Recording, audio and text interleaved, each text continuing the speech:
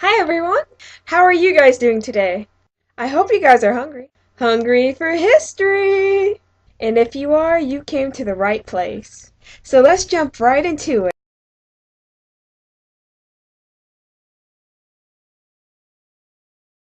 Number 1.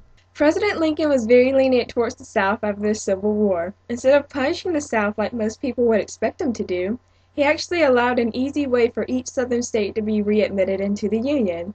He only required that 10% of the population of each Southern state to take an oath of loyalty to the Union, and that state would be readmitted into the Union. Number 2.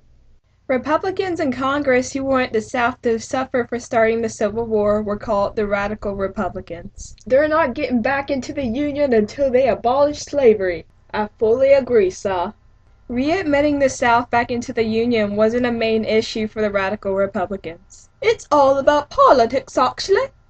Republicans such as Thaddeus Stevens and Charles Sumner wanted Reconstruction to be delayed long enough so that the Republican Party could gain strength in the South over the Democratic Party.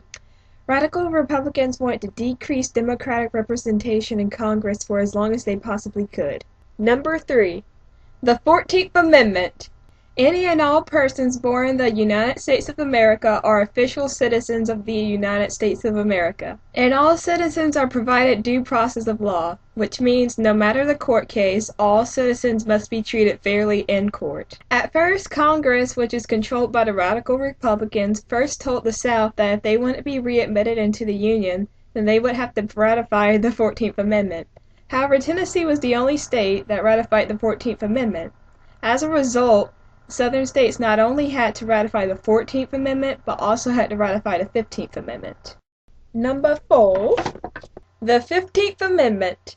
Any male who is a citizen of the United States cannot be denied the right to vote, regardless of race, color, or condition of servitude. This is actually one of the first few times the word male appears in the Constitution. Sorry ladies, we'll get our turn in a little while.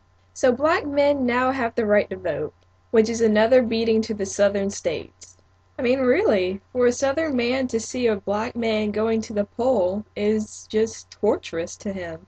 So that southern states don't get into any more trouble by Congress, they said, alright, we'll pass the 15th Amendment, but we'll do it our way. Which began the era of poll taxes and literacy tests, which won't leave until about a century later. Number 5. Let's talk about the women. So up until 1870, many women were abolitionists and pro-black civil rights. They supported the 13th and the 14th Amendments. They even support the 15th Amendment, but not all for the same reasons.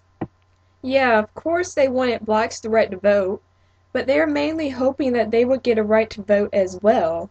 But because this plan didn't follow through like the way they hoped, they split away from black civil rights and just did their own thing. By that I mean the only focus of women in the women's rights movement was suffrage. Only suffrage. Number 6. Radical Republicans don't like Johnson. He is seen as a wall in their plan of Reconstruction for the South. Radical Republicans think Johnson is too soft on the South, and Johnson thinks Radical Republicans are too harsh on the South. So they butt heads a lot. And Republicans have had it with him. They're done with him and want him out of office.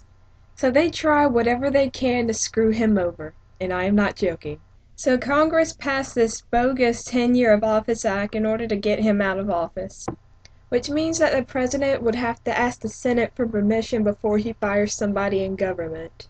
Now that's a little tricky for President Johnson. The Secretary of War, Edward Stanton, is known to be an ally of the Radical Republicans, and Johnson ain't having that. So without permission of the Senate, Andrew Johnson fired Stanton and replaced him with Ulysses S. Grant.